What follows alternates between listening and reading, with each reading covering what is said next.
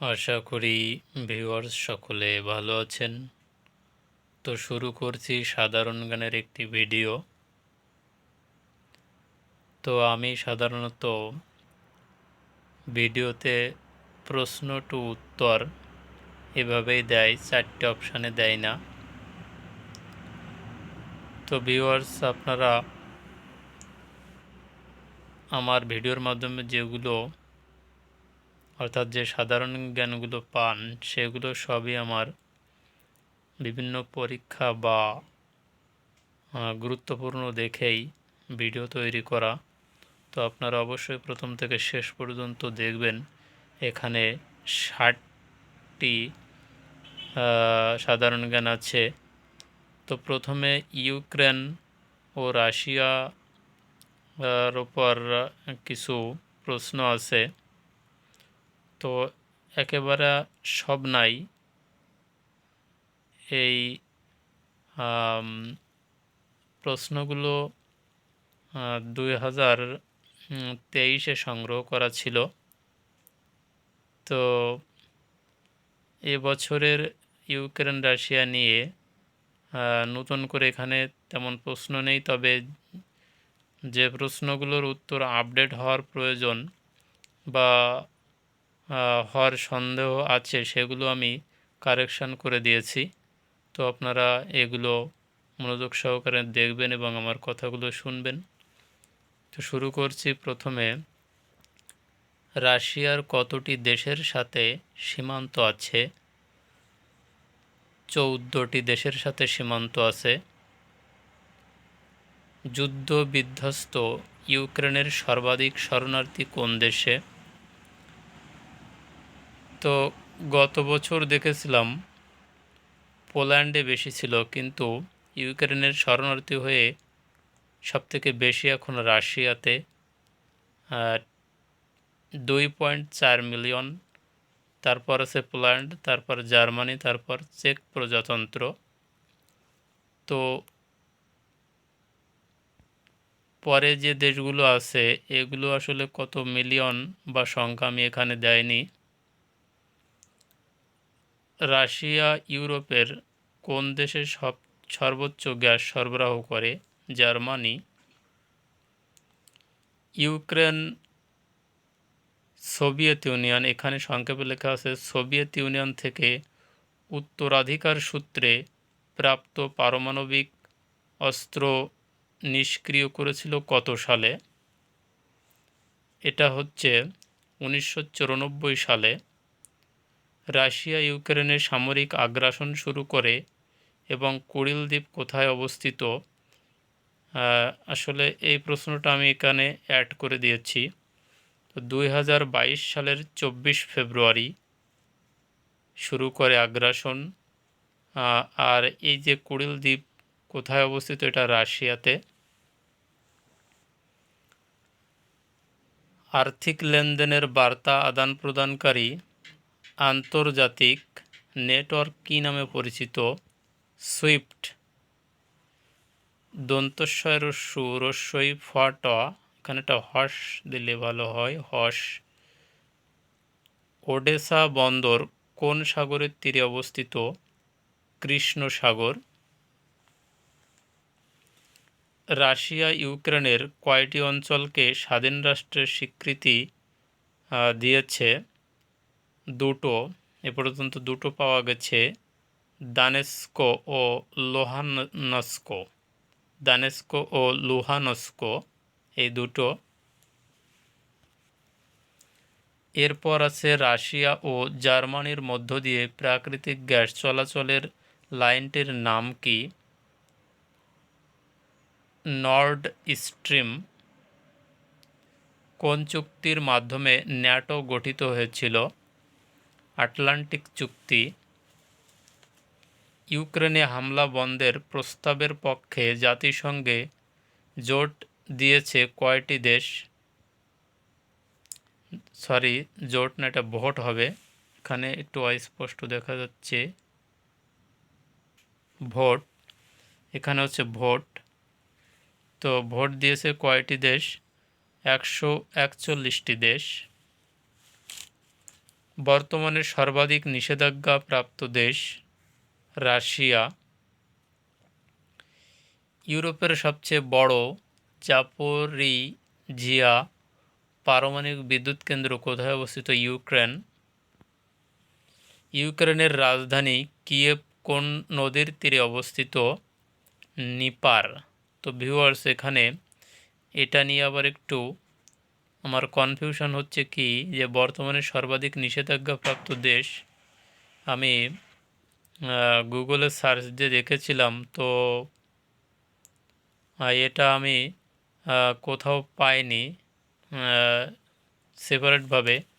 তো আপনারা এই প্রশ্নটি যদি আপনারা একটু খুঁজে দেখতে পারেন তো দেখবেন, কারণ এটা আমার 2023-এ কালেকশন করা ছিল। জানি না এটা কতটা পরিবর্তন হয়েছে, তো আমি আপনাদের একটু অবগত করে রাখলাম।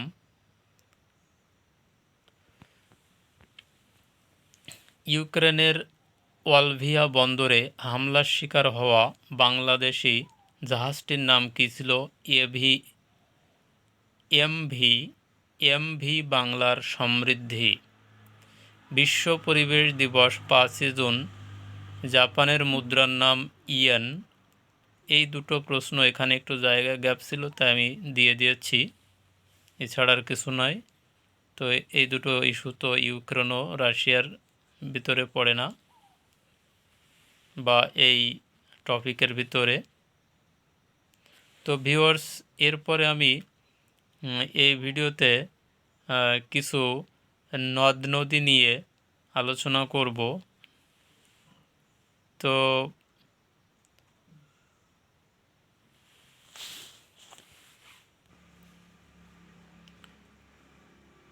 পদ্মা নদীর উৎপত্তি ও পদ্মার অপার নাম কি? পদ্মা নদীর উৎপত্তি হচ্ছে হিমালয়ের গঙ্গোত্রী হিমবাহ ও পদ্মার অপার, এখানে আমি অবলিক দিয়ে দেই, কীর্তিনাশা। ভারতের গঙ্গা নদী চাঁপাইনবাবগঞ্জ কুষ্টিয়া জেলা দিয়ে বাংলাদেশে প্রবেশের সময় কী নাম ধারণ করেছে? তো হবে হচ্ছে পদ্মা। পদ্মার প্রধান শাখা নদী কোনটি? তো এখানে একটু ছন্দের আকারে দিয়েছি, আমি যেহেতু বেশিরভাগ ছন্দের মাধ্যমে দেওয়ার চেষ্টা করি প্রত্যেক ভিডিওতে যেগুলো দেওয়ার মতো।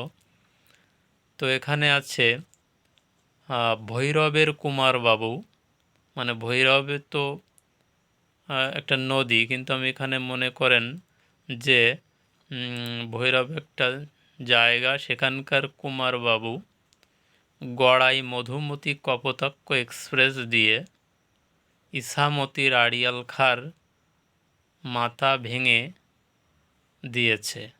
তো এখানে আমি ভেঙে কথাটা লিখিনি, ভাঙাই আছে। তো ভৈরবের কুমারবাবু গড়াই মধুমতি কপোতাক্ষ এক্সপ্রেস দিয়ে ইছামতি একজনের নাম, না ইছামতি একটা জায়গার নাম, তো আড়িয়াল খাঁ একজনের নাম, আড়িয়াল খাঁর মাথা ভেঙে দিয়েছে। তো এখানে বুঝতেই পারছেন যে যেগুলো নদীর নাম আছে সেগুলো। তো এরপর আছে ভৈরব নদীর একটি শাখা নদী যেটা হচ্ছে কপোতাক্ষ নদী।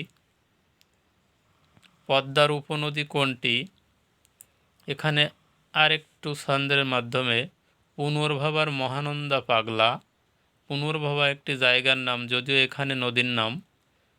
মহানন্দার পাগলা নাগরের জন্য কুলিকো টাঙ্গনকে ত্যাগ করেছে। নাগরের জন্য কুলিকো টাঙ্গনকে ত্যাগ করেছে। তো এর ভিতর নদী কোনগুলো আপনারা অবশ্যই বুঝতে পারছেন, আমি আর বলছি না বিস্তারিত, বড় হয়ে যাবে ভিডিওটি। মহানন্দার উপনদী পুনর্ভবার নাগরের কুলিকো টাঙ্গন, এই ছন্দটা মনে রাখার সাথে কিন্তু এটাও মনে এসে যাবে। ব্রহ্মপুত্র নদের উৎপত্তি হয়েছে হিমালয় পর্বতের কৈলাস শৃঙ্গের মানস সরোবর হতে। ভিউয়ার্স, এই ভিডিওটি আপনারা বড় হলেও শেষ পর্যন্ত দেখবেন, আপনাদের অনেক উপকারে আসবে।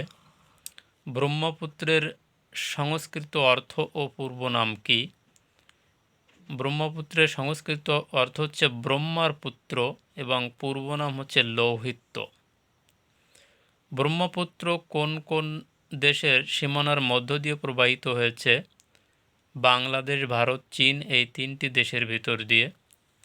ব্রহ্মপুত্র কোন জেলার মধ্য দিয়ে বাংলাদেশে প্রবেশ করেছে? কুড়িগ্রাম। ব্রহ্মপুত্রের শাখা নদী শীতলক্ষ্যার যমুনা বংশী। জাস্ট ছন্দের আকারেই দিয়েছি, শীতলক্ষ্যার যমুনা বংশী। ব্রহ্মপুত্রের উপনদী তিস্তা ও ধরলা। কত সালের ভূমিকম্পের ফলে ব্রহ্মপুত্র নদের তলদেশ উত্থিত হয়েছিল? এটা হবে 1787 সালে। বাংলাদেশের কোন নদীতে চর বেশি? যমুনা নদীতে চর বেশি। যমুনার শাখা নদী কোনটি? ধলেশ্বরী। এবং উপনদী কোনটি? তিস্তা, করতোয়া ও আত্রাই। ধলেশ্বরী নদীর গুরুত্বপূর্ণ শাখা নদী কোনটি? বুড়িগঙ্গা। বাংলাদেশের দীর্ঘতম নদী কোনটি? 2023 অনুসারে পদ্মা নদী। পদ্মা নদী সবথেকে বড়। বর্তমানে মেঘনাকে বাদ দিয়ে পদ্মাকেই বড় ধরা হচ্ছে। তো এই নদীর দৈর্ঘ্য আসলে এক এক মতে এক এক পরিমাণ, অর্থাৎ এখানে 341 কিলোমিটার আমি পেয়েছি এক জায়গায়, আবার 345 আছে, এর থেকে কম বেশিও আছে। তো এখানে আমরা নদী রক্ষা কমিশন 2023 অনুসারে পেয়েছি 345 কিলোমিটার। বাংলাদেশের গভীর ও প্রশস্ততম নদী 2023 অনুসারে গভীর ও প্রশস্ততম মেঘনা। তো অন্য নদীও আমি পেয়েছি। তো যাই হোক, এটা দেওয়াই বেটার হবে, মেঘনা, যেহেতু আমরা মেঘনা সম্পর্কে অনেকেই জানি। বাংলাদেশের বৃহত্তম নদী হচ্ছে পদ্মা।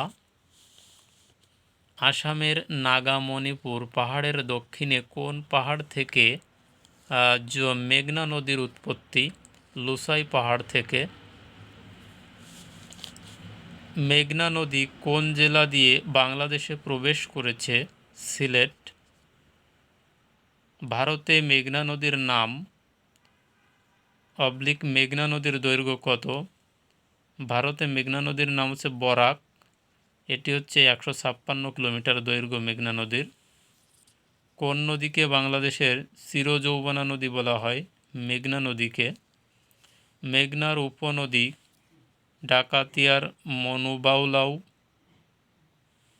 শীতলক্ষ্যার তিতাস গোমতী। জাস্ট মনে রাখার মতো করে এখানে লিখেছি ডাকাতিয়ার মনুবাউলাউ, শীতলক্ষ্যার তিতাস গোমতী। তো এখানে বাউলাউ হচ্ছে আলাদা একটা নদী, এখানে যে কমা দেওয়া আছে এক একটা নদীতে। মেঘনার শাখা নদী কোনটা? যমুনা বংশী, শীতলক্ষ্যা। মেঘনার শাখা নদী যমুনা বংশী, শীতলক্ষ্যা। পুরাতন ব্রহ্মপুত্র থেকে উৎপন্ন হয়েছে শীতলক্ষ্যা আর পতিত হয়েছে ধলেশ্বরী। কর্ণফুলী নদীর উৎপন্ন হয়েছে মিজোরামের লুসাই পাহাড়ের লংলেহ থেকে। কর্ণফুলীর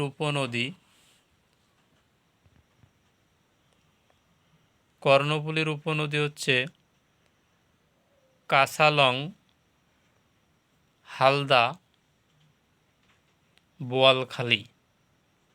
তো এখানে ছন্দ আকারে দিয়েছি কাসালঙ্কা দিয়ে হালদার বোয়ালখালী তুই। তো এখানে কাসালং নদী, হালদা নদী আর বোয়ালখালী নদী। বাংলাদেশের একমাত্র প্রাকৃতিক মৎস্য প্রজনন কেন্দ্র হালদা। হালদা নদীর উৎপন্ন হয়েছে খাগড়াছড়ির বাদামতলী পর্বতশৃঙ্গ থেকে। বিখ্যাত মসলিন শিল্প কোন নদীর উভয় তীরবর্তী অঞ্চলে গড়ে উঠেছিল? শীতলক্ষ্যা। বাংলাদেশের দীর্ঘতম নদ ও খরস্রোতা নদী কোনটি? দীর্ঘতম নদ হচ্ছে ব্রহ্মপুত্র এবং খরস্রোতা নদী হচ্ছে কর্ণফুলী। এখানে বাংলাদেশের সীমানায় উৎপত্তি ও সমাপ্তি হালদা ও সাঙ্গু। বাণিজ্যিক ভিত্তিতে মৎস্য প্রজনন বা মাছের পোনা সংগ্রহ করা হয় হালদা নদী থেকে। বাংলাদেশ ও ভারতকে বিভক্তকারী নদী হাড়িয়াভাঙা। ভারতে দক্ষিণ তালপট্টি দ্বীপের নাম কি? পূর্বাশা। কোন দ্বীপের মালিকানা নিয়ে ভারত ও বাংলাদেশের দ্বন্দ্ব রয়েছে? দক্ষিণ তালপট্টি বা পূর্বাশা। এখানে ক্যামেরা ধরার জন্য একটু লেখা বেঁকা জোকা দেখা যাচ্ছে। বাংলাদেশের আন্তঃসীমান্ত নদী ভারতের সাথে ও মায়ানমারের সাথে কতটি? এখানে প্রশ্নটি এখানে একটু কেমন হয়ে গেছে যে বাংলাদেশের আন্তঃসীমান্ত নদী ভারতের সাথে ও মায়ানমারের সাথে কতটি, এটাই হবে। তো এখানে হচ্ছে ভারতের সাথে 54টি এবং মায়ানমারের সাথে 3টি, মোট 57টি।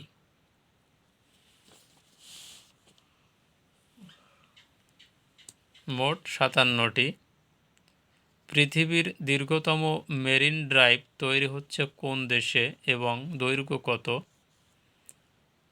তো এটা বাংলাদেশে তৈরি হচ্ছে। তো আমি যেখান থেকে কালেকশন করেছিলাম সেখানে ছিল 250 কিলোমিটার, কিন্তু আমি গুগলে সার্চ দিয়ে দেখেছি 80 কিলোমিটার হবে। তো আপনারা 80 কিলোমিটারই দেবেন, আমি এটা আর কাটিনি। এটা কক্সবাজারের টেকনাফে হচ্ছে তৈরি।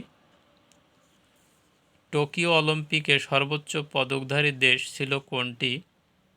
তো এখানে একটু ফাঁকা জায়গা ছিল, আমি কয়েকটি প্রশ্ন এর ভিতরে দিয়ে দিয়েছি নদ নদীর ভিতরে।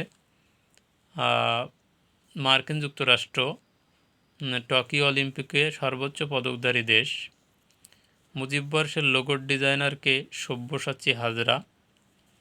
সরকার ঘোষিত ঐতিহাসিক দিবস কোনটি? 7ই মার্চ। এসডিজি এর কত নং লক্ষ্যমাত্রায় মানসম্মত শিক্ষার কথা বলা হয়েছে? 4 নং লক্ষ্যমাত্রা। বাংলাদেশের প্রথম সংসদীয় গণতন্ত্র কোন সালে প্রবর্তন হয়? 1972 সালে। মুজিবনগর দিবস 17ই এপ্রিল। তো ভিউয়ার্স, এই ছিল সাধারণ জ্ঞানের ভিডিও আজকে। তো সকলে সুস্থ থাকবেন, ভালো থাকবেন। সকলকে অসংখ্য ধন্যবাদ শেষ পর্যন্ত থাকার জন্য।